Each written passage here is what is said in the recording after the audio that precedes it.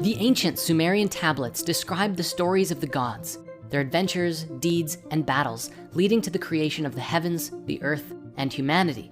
Many of these stories are interpreted to be describing planets and the formation of the early solar system. And in many ways, the theories appear to add up. However, as the tablet stories continue on, they are read in a different way, as if these gods were not deities at all, but physical beings who came to the earth and were involved in human history.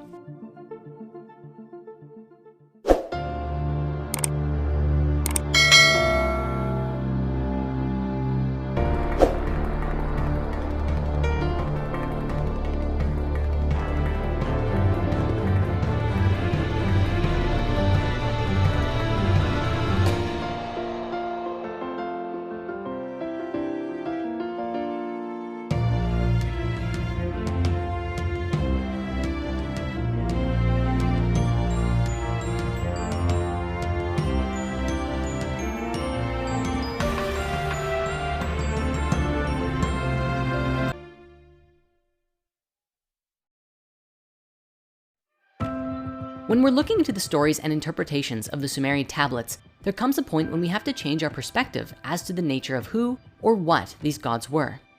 For so long now, we've been observing the interpretations where these deities are essentially a storytelling method to explain the creation of our solar system in the form of planets. The electric universe and the Nibiru theory covers a few different possibilities about how these events could have transpired. However, as we look to the continuation of these stories, we begin to see the interpretations change.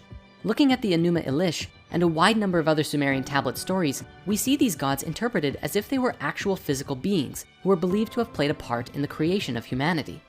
This is one of the many reasons that interpreting the tablets are strange, and why historians may often choose to perceive the entire thing as a series of metaphors instead. In the main interpretation that came from Sitchin, he believed that these beings came from the planet Nibiru. However, other scholars who also interpret these gods as beings sometimes forego the conversation of Nibiru entirely and suggest instead that they simply came from somewhere else, such as the Pleiades, which are written about quite commonly in the tablets. Keep this in mind as we move forward, because while we'll be focusing on the general interpretations here, there are tons of variations and ideas about how this could have played out.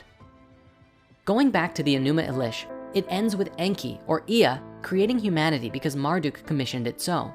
In other Sumerian stories, we find a similar description, except it is Enlil in the place of Marduk, because Marduk replaced Enlil in the Babylonian version.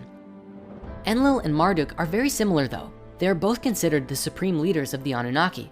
The only main difference is that Marduk is Enki's son, and Enlil is Enki's half-brother.